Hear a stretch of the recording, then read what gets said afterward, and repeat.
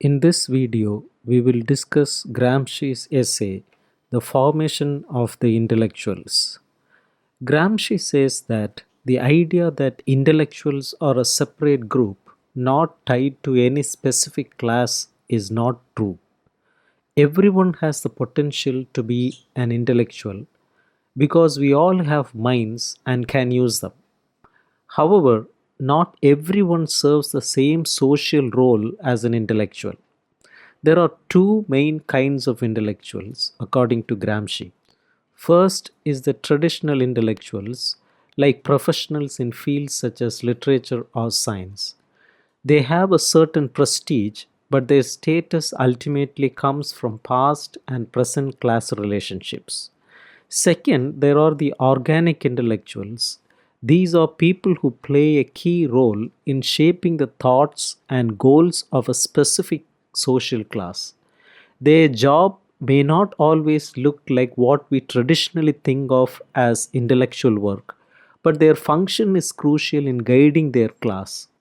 Gramsci asks whether intellectuals are their own separate group or if every social group has its own special kind of intellectuals. This is a tricky question because there are many different ways that intellectuals have formed throughout history. Gramsci identifies two main ways in which intellectuals are formed. First, when a social group starts based on an important job in the economy, it naturally creates a group of intellectuals that go along with. These intellectuals help the group stick together and understand its role not just in making things but also in society and politics.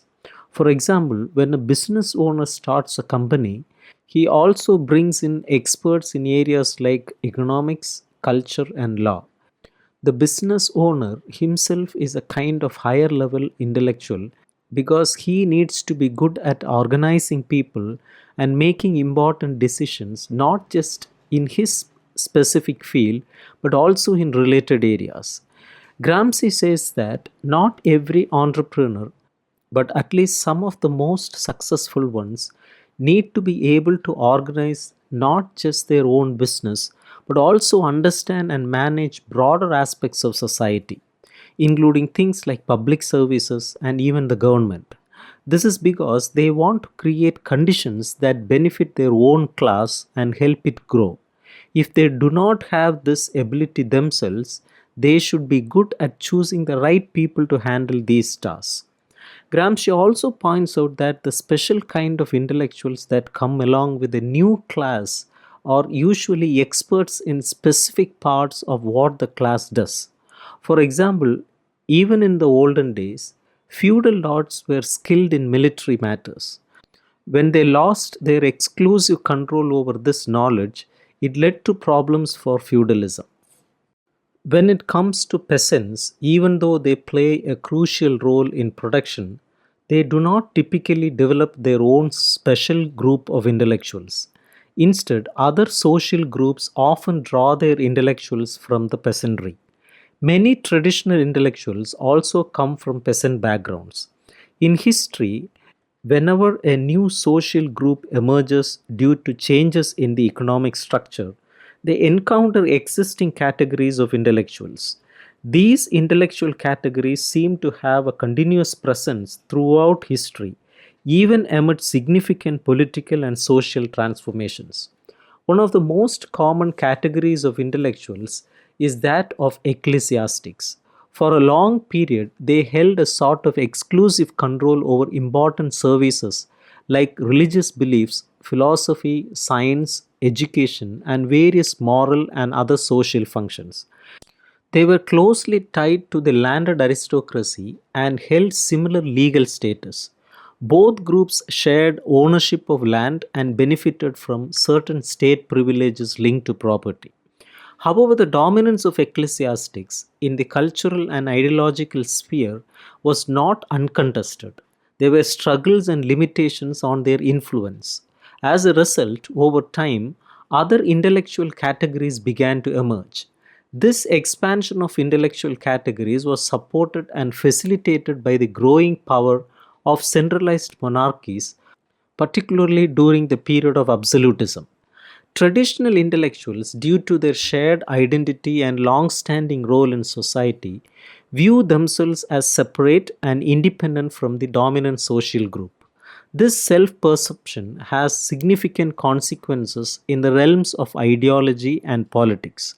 Idealist philosophy, for example, is closely tied to this belief among intellectuals that they are autonomous and have a distinct character.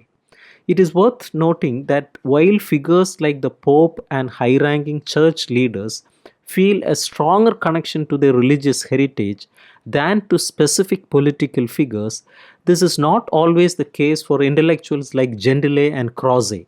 Croce, in particular, sees himself as closely aligned with Aristotle and Plato, but he does not hide his connections to political figures like Senators Agnelli and Benning.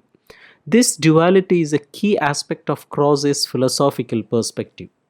When it comes to defining the term intellectual, there is a common mistake in seeking an intrinsic quality that distinguishes intellectual activities from other types of group.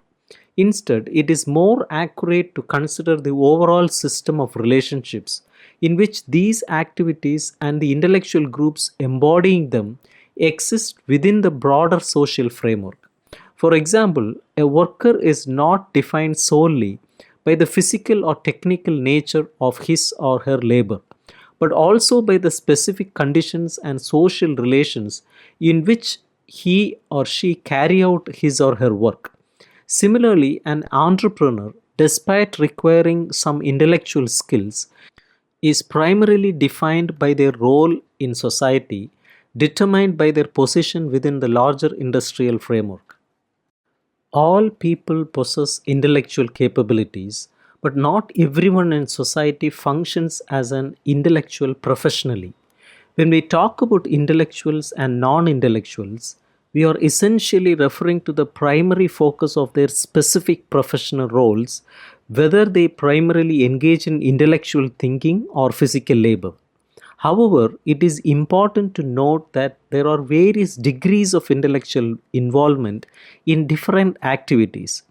There are no completely non intellectual individuals because everyone beyond their work engages in some form of intellectual activity, such as philosophical thinking, artistic expression, or moral reasoning, contributing to shaping or changing the way we view the world.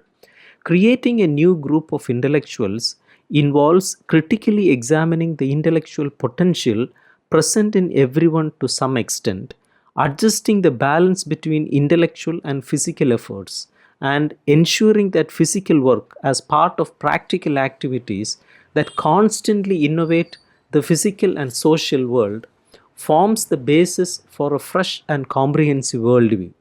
The conventional notion of intellectuals typically includes figures like writers, philosophers, and artists.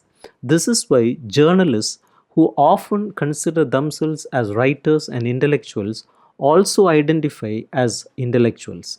In the modern world, technical education, closely linked to industrial labor, even at its most basic level, should serve as the foundation for this new kind of intellectual. The weekly publication Auden Nuovo played a significant role in shaping new intellectual perspectives. It succeeded because it aligned with people's hidden aspirations and mirrored the evolving aspects of real life. The idea of being an intellectual has evolved. It is no longer just about persuasive speaking. It now involves active engagement in practical matters. This includes roles as builders, organizers, and permanent persuaders who go beyond mere speech and even surpass the abstract and purely mathematical mindset. We are shifting from seeing technique as simply a task to recognizing it as a scientific endeavor. We are also adopting a more human centered view of history. Without this broader perspective, one remains specialized in a narrow field and does not becoming a guiding force both in specialized and political matters. Throughout history, specific groups have emerged to carry out intellectual functions. These groups form in connection with various social segments, particularly the more influential ones. When a group aims for dominance, it seeks to incorporate and ideologically influence the traditional intellectuals. This process is more successful when the group simultaneously develops its own intellectuals who are attuned to its specific needs and goals. In the societies that emerged from the medieval period, there was a significant rise in the importance of intellectual roles and groups. They put a strong emphasis on enhancing the intellectual capacities of individuals and also worked on creating more specialized areas of expertise. This is evident in educational institutions at all levels, including those dedicated to promoting advanced knowledge in various fields of science and technology. Schools play a crucial role in nurturing intellectuals of different levels. The complexity of intellectual roles in different states can be objectively measured by the number and levels of specialized schools. The broader the scope of education and the greater the variety of educational levels available, the more intricate the cultural landscape and civilization of a particular state. This can be compared to the realm of industrial technology, where a country's level of industrialization is determined by its ability to produce machinery for making other machines, as well as the development of precise instruments for creating both machines and further instruments. Likewise, in the realm of intellectual preparation and the institutions dedicated to it, quantity and quality are closely connected.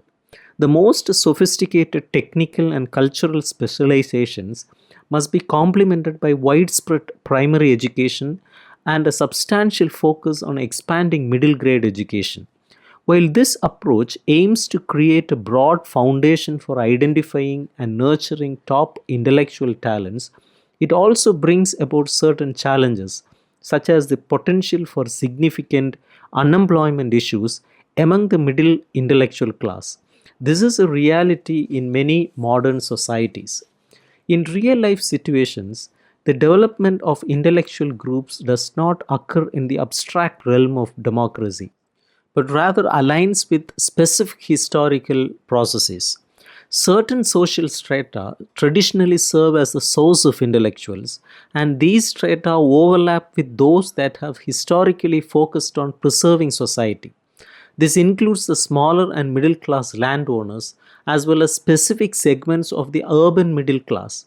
The distribution of different types of schools, like classical and professional, across different economic regions and the diverse aspirations within these strata influence the production of various branches of intellectual specialization.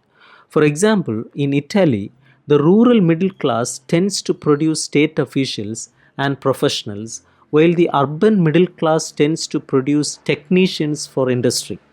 As a result, northern Italy predominantly produces technicians, while the south tends to produce officials and professionals.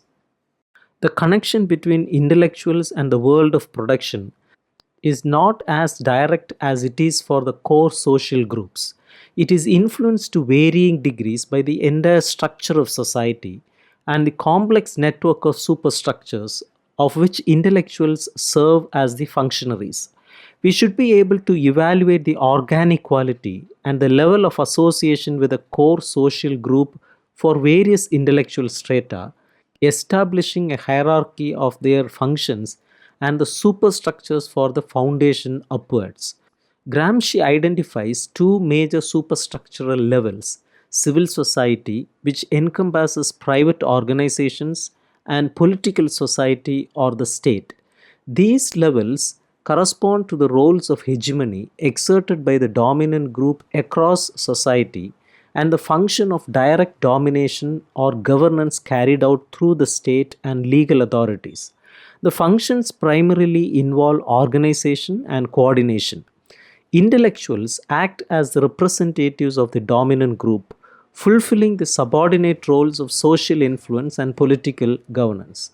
These functions include the spontaneous approval given by the majority of the population to the overall direction imposed on social life by the dominant core group. This consent arises historically from the prestige that the dominant group holds due to its position and function in the production world. The system of state coercive power that legally enforces discipline on groups that do not consent, whether actively or passively. This system is established for the entire society in anticipation of moments when command and direction falter due to the failure of spontaneous consent. This approach to the issue leads to a broadening of intellectual concept, but it is the only way to get closer to reality. However, it goes against established notions of social hierarchy. The role of organizing social influence and state control undoubtedly results in a specific division of labor, creating a hierarchy of qualifications. Some of these roles may not appear to involve directive or organizational functions. For example, within the apparatus of social and state direction, there are many manual and instrumental jobs. This distinction is necessary, as are other distinctions. Intellectual activity must also be differentiated based on its inherent characteristics and by levels that, in moments of extreme contrast, represent a significant qualitative difference. At the highest level, you find the creators of various sciences, philosophy, art, etc., while at the lowest, you find the most modest administrators and disseminators of existing intellectual knowledge. In the modern world, the category of intellectuals, as understood in this sense, has experienced an unprecedented expansion. The democratic bureaucratic system has generated a large number of roles, not all of which are justified by the social needs of production.